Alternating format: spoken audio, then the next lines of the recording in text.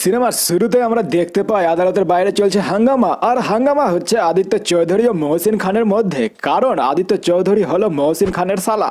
না মানে আদিত্য চৌধুরীর একমাত্র বোন পড়ে যায় মহসিন খানের প্রেমে। তো একজন মুসলিমকে প্রেম করার কথা তো আর বাড়িতে বলা যাবে না। सही पकड़े हैं। তাই মহসিন খান আদিত্যর বোনকে ভাগিয়ে করে বিয়ে। কিন্তু একথা শুনে রেগে যায় আদিত্য বাবু ও সিনেমার ভিলেন আরো উস্কে দেয় আদিত্যকে। তো আদিত্যর দলবল করে মহসিন খানের উপরে হামলা, যার ফলে মহসিন হয়ে যায় ল্যাংরা। তো মহসিন খান রেগে নিজের বইয়ের ভাগ নেওয়ার জন্য আদিত্যর বিরুদ্ধে কোর্টে করেছে কেস। আর কেস চলছে দীর্ঘ 25 বছর ধরে। আজ তার শুনানি। বুঝতে পারলে ব্যাপারটা সবাই? যাকে এখানে চৌধুরী বাবু কেস যায় হেরে, যার ফলে মহসিন কেস যায় জিতে। এবারে আমরা সিনেমার হারামি ভিলেনকে দেখতে পাই, যে নিজেকে সবসময় হারামি বলেই ডাকে। যাকে তো এই হারামি ভিলেন আদিত্যর জমির কাজ আটকাতে এসেছে, কিন্তু চৌধুরী এসে হারামির বেটাকে দেয় বাড়ি। আর বাড়ি দেওয়ার পর দেয় ডায়লগ, ওই তোর একটা কেন, 4টা হারামি বেটা নিয়ে এলো, তুই আমার একটাও ছিঁড়তে পারবি না, মানে চুল। এবারে এন্ট্রি হয় আমাদের হিরো সুলেমানের, যে পড়ছে নামাজ। এদিকে আমরা কৃষ্ণ ঠাকুরকে দেখতে পাই। সে এখানে জানতে পারে যে তার গার্লফ্রেন্ডকে নিয়ে ফুর্তি করছে সুলেমানের বন্ধু। তো কৃষ্ণ যায় তাকে মারতে। সুলেমান এখানে এসে কৃষ্ণকে দেখায় গুন্ডার ভয়, যার ফলে কৃষ্ণ সেখান থেকে যায় পালিয়ে। এদিকে মহসিন খানের বাড়িতে চলছে কেস জেতার আনন্দ। এখানে সবাই মহসিন খানের কাছে কিছু না কিছু চাইছে। এখানে আমরা জানতে পারি সুলেমান হলো মহসিন খানের ছেলে, মানে সুলেমান হলো চৌধুরীর বোন সরস্বতীর ছেলে, মানে চৌধুরীর ভাগিনা। আগে এখানে সরস্বতী মহসিনের কাছে তার দাদার সাথে মিলন করতে বলে, যা শুনে মহসিনের ওখানে লেগে যায় আগুন। কোথায় তা বলতে পারবো না, বুঝে নাও। ঠিক বলেছো। তো সরস্বতী এখানে কাঁদে, যা তার ছেলে সুলেমান দেখে ও মনে মনে ভাবে এদের দাদা বোনকে শালা জামাইদাকে মেলাতেই হবে, তো কিছু একটা করতে হবে। এইদিকে চৌধুরী বাড়ির সব কাজে আসছে বাধা। তাই বাড়ির পণ্ডিত বলে বাড়িতে হয়েছে দোষ, আর এই দোষ কাটানোর জন্য করতে হবে বিরাট শান্তি যজ্ঞ। তো যজ্ঞ করার পারমিশন দেয় চৌধুরী বাবু। বাড়ির ম্যানেজারকে দেয় ভালো পুরোহিতকে ডেকে আনার দায়িত্ব, যে করবে শান্তি যজ্ঞ।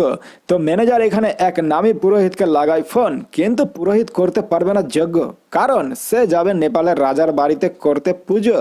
তো ম্যানেজার অন্য ভালো পুরোহিতের খবর চায় তার কাছে। তো পুরোহিত এখানে নিজের ছেলে কৃষ্ণর কথা বলে, যে করতে পারবে যজ্ঞ, আর সে পড়ছে কলেজে। তো ম্যানেজার চলে যায় কলেজে কৃষ্ণকে খুঁজতে। এখানে ম্যানেজারকে দেখে কৃষ্ণ ভাবে ম্যানেজার তাকে ডোজ দিতে এসেছে। এই ভেবে মোটাবুদ্ধা কৃষ্ণ বলে যে তার নাম কৃষ্ণ নয়, ও কৃষ্ণকে সুলেমান করে ডাকলে কৃষ্ণ চলে আসবে। কি বললো বুঝতেই পারলাম না। যাকে তো ম্যানেজার এখানে সুলেমান করে ডাকে, তো সুলেমান চলে আসে, যাকে ম্যানেজার ভাবছে কৃষ্ণ। তো ম্যানেজার এখানে সুলেমানকে যজ্ঞ করার কথা বলাই সুলেমান রেগে যায়, কারণ সে মুসলমান হয়ে যজ্ঞ কিভাবে করবে।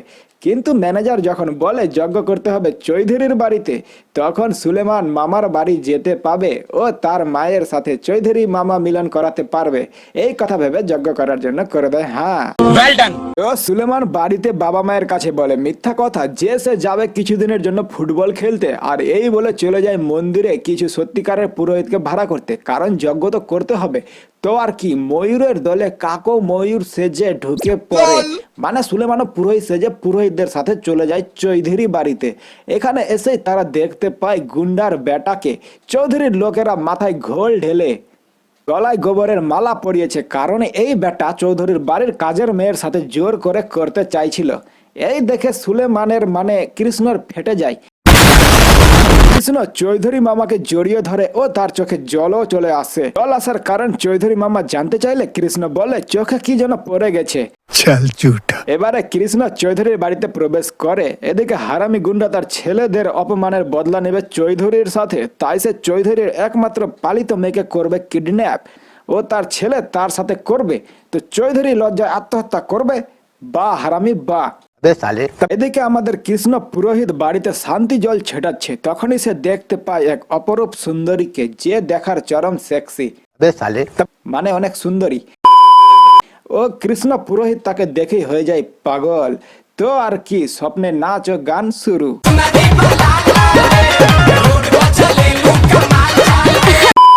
এবার এবারে যজ্ঞ শুরু হয়ে গেছে, এখানে সমস্ত পুরোহিতরা মন্ত্র উচ্চারণ করা শুরু করে দিয়েছে। এদিকে কৃষ্ণ শুধুই গান বলছে, কারণ সে তো আর মন্ত্র জানে না, তাই সে মন্ত্রের তালে তালে বলছে গান। যা নায়িকা দেখতে পায় ও তার মনে হয় সন্দেহ। এদিকে নায়িকা কৃষ্ণকে এই কথা বলে যে মন্ত্র তন্ত্র কিছুই জানে না কৃষ্ণ। তো কৃষ্ণ এখানে মহাভারতের গানটি একটু গেয়ে শুনিয়ে দেয় নায়িকাকে, ও সেখান থেকে যায় পালিয়ে। এদিকে কৃষ্ণ বাচ্চাদের সঙ্গে করছে মজা, তখনই সেখানে আসে চৌধুরী বাবু। তো কৃষ্ণ ইচ্ছা করে নিজের মায়ের সরস্বতী নামটি নেয়, যা শুনে চৌধুরী অনেক রেগে যায় ও কৃষ্ণকে এই নামটি এরপরে নিতে করে নিষেধ। এদিকে নায়িকা গেছে সমস্ত পুরোহিতদের কাছে, কারণ নায়িকা কৃষ্ণকে সবার সামনে করবে পর্দা ফাঁস। তাই সে পণ্ডিতদের বলে মন্ত্র বলতে বলতে মাঝে যেন তারা মন্ত্র বলা বন্ধ করে দেয়, যার ফলে কৃষ্ণের গান বলা সবাই শুনতে পাবে। কিন্তু পুরোহিতরা এই কাজটি করতে করে দেয় মানা। তো নায়িকা তাদেরকে টাকার লোভ দেখালে তারা এই কাজ করতে হয়ে যায় রাজি। কথা মতো যজ্ঞের সময় যখন সবাই মন্ত্র বলছে, তখনই নায়িকার ইশারায় সমস্ত পুরোহিতরা মন্ত্র বলা করে দেয় বন্ধ। কিন্তু এখানে কৃষ্ণ ও তাদের সাথে সাথে মন্ত্র বলা বন্ধ করে দেয়। দ্বিতীয়বারও একই ঘটনা ঘটে। তো এখানে আমরা জানতে পারি নায়িকার এই প্ল্যানিং এর ব্যাপারে কৃষ্ণও জানতো, তাই সে এবারের মতো বেঁচে যায়। কিন্তু পুরোহিতরা কৃষ্ণকে একাই মন্ত্র বলতে বলে, যা কৃষ্ণ গটগটিয়া বলে দেয়। তার বন্ধু তাকে জিজ্ঞেস করে কিভাবে সে মন্ত্র শিখলো, তো কৃষ্ণ বলে সে রাত জেগে সমস্ত মন্ত্র মুখস্থ করে ফেলেছে। এদিকে বাড়িতে হচ্ছে আবারও যজ্ঞ, তখনই মহসিনের লোকেদের ছাগল চলে আসে বাড়িতে, যা দেখতে পায় কৃষ্ণ। কিন্তু কৃষ্ণর কিছু করার আগেই চৌধুরীর ছেলেরা তাদেরকে দেখে ফেলে ও তাদেরকে ডোজ দিয়ে বাড়ি থেকে দেয় তাড়িয়ে। এদিকে কৃষ্ণ চৌধুরী মামাকে দেয় উপদেশ যে সামনে দুর্গাপুজো হবে, তো চৌধুরী বাড়িতে দুর্গাপুজো হলে অনেক ভালো হবে। তো চৌধুরী এক কথায় হয়ে যায় রাজি। এদিকে আবারও কৃষ্ণ পণ্ডিত সমগ্র বাড়ি জুড়ে শান্তি জল ছেটাচ্ছে, আর সে এমনি করতে করতে চলে যায় নায়িকার ঘরে, যেখানে নায়িকার তোয়ালা পরে ছিল। তো নায়িকার তোয়ালা যায় খুলে, আর নায়িকার জিনিসপত্র সব দেখে নেয় কৃষ্ণ, যা দেখে সে প্যারালাইসিসের মতো হয়ে যায়। এদিকে কৃষ্ণ ছোট পুরোহিতকে বলছে যে সে বড় বড় চাঁদ সূর্য দেখেছে ও কমলা লেবুও। এই কথাগুলো শুনে ফেলে নায়িকা। তো নায়িকা এখানে কৃষ্ণকে মারার জন্য করে তারা করতে করতে কৃষ্ণের উপরে যায় পড়ে। তো আর কি, নাচ ও গান শুরু।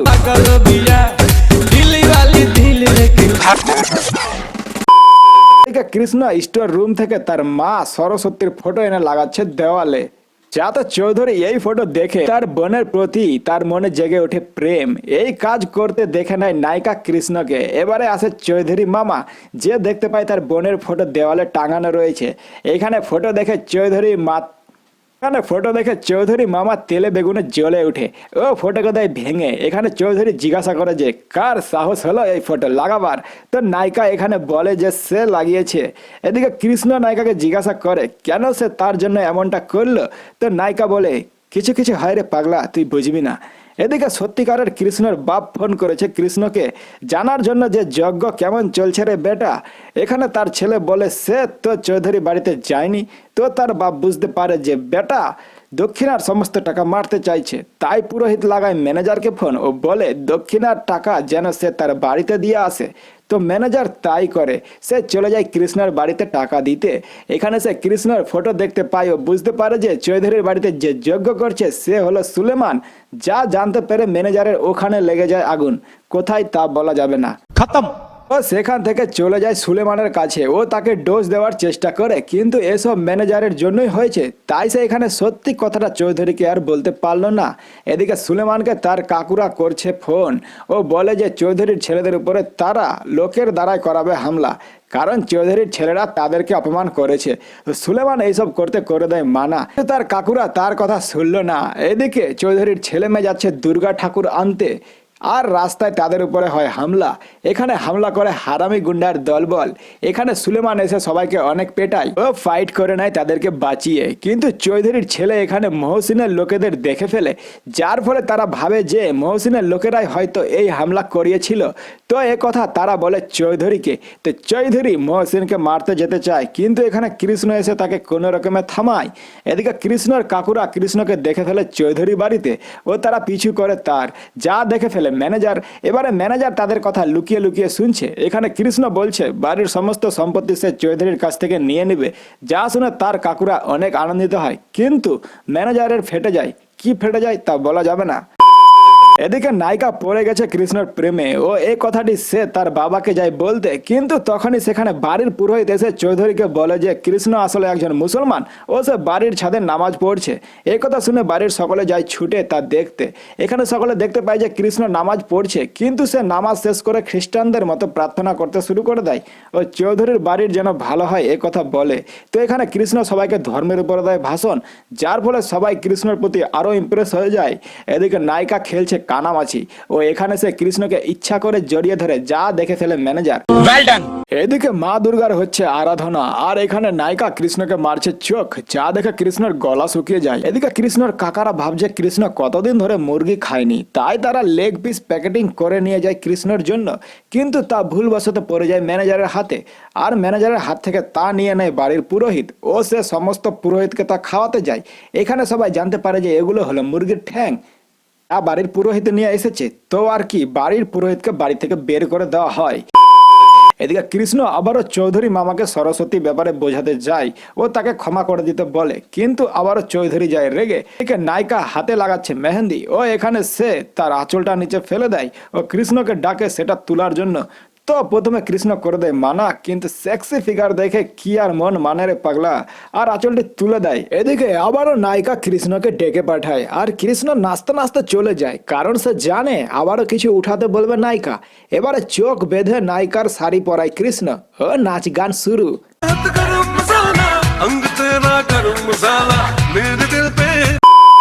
এবারে কৃষ্ণকে বাজারে যাওয়ার জন্য বলে কাজের মেয়েটি, তো কৃষ্ণ তাকে নিয়ে যাওয়ার জন্য হয়ে যায় রাজি।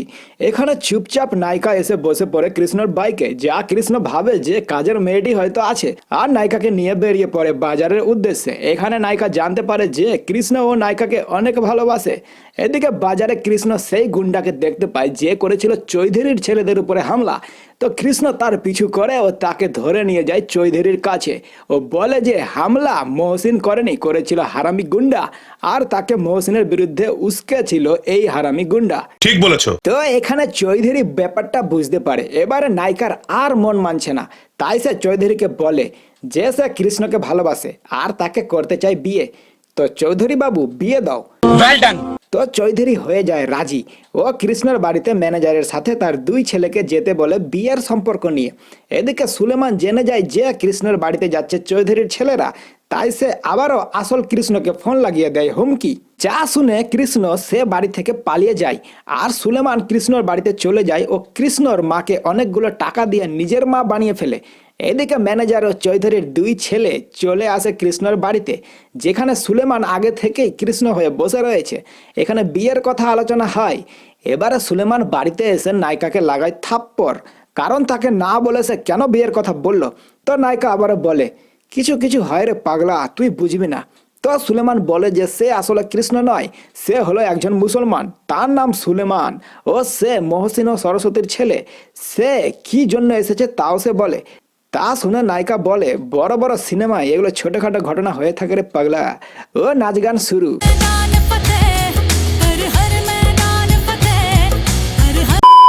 এদিকে সুলেমান ফোন করে হারামি গুন্ডাকে ও উস্কে দেয় চৌধুরীর বিরুদ্ধে। এদিকে সুলেমান কৃষ্ণের মা ও বাবাকে বুঝিয়ে সুঝিয়ে পটিয়ে নেয়।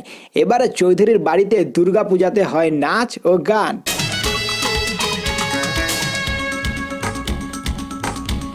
এবারে আবার চৌধুরী বাবুকে তার বোন সরস্বতীকে বাড়িতে নিয়ে আসার জন্য বোঝানো হয়।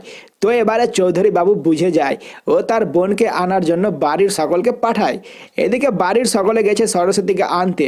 এখানে সকলকে দেখে সরস্বতী অনেক ইমোশনাল হয়ে পড়ে। এখানে সরস্বতীকে চৌধুরীর বাড়িতে যাওয়ার পারমিশন দেয় মহসিন, কিন্তু সে নিজে যাবে না সেখানে, কারণ চৌধুরী তো নিজে আসেনি তাকে ডাকতে।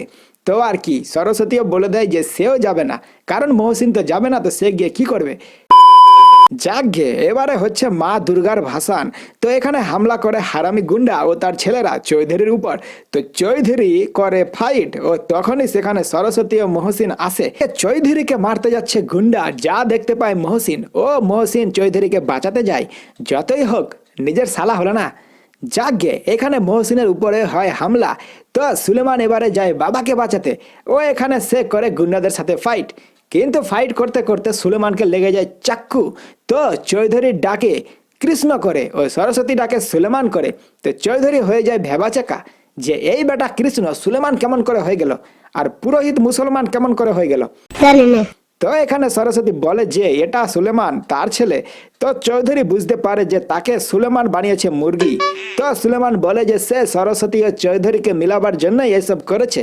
যা শুনে চৌধুরী করে দেয় সুলেমানকে ক্ষমা ও সবাই মিলে যায় ও সিনেমাটির এখানে হয় হ্যাপি এন্ডিং। তো বন্ধুরা ভিডিওটিতে একটা লাইক দাও ও কমেন্ট করে জানিও ভিডিওটি কেমন লাগলো ও আরো এরকম মজাদার ভিডিও দেখার জন্য চ্যানেলটিকে সাবস্ক্রাইব করে পাশের বেল আইকনটা প্রেস করে দাও।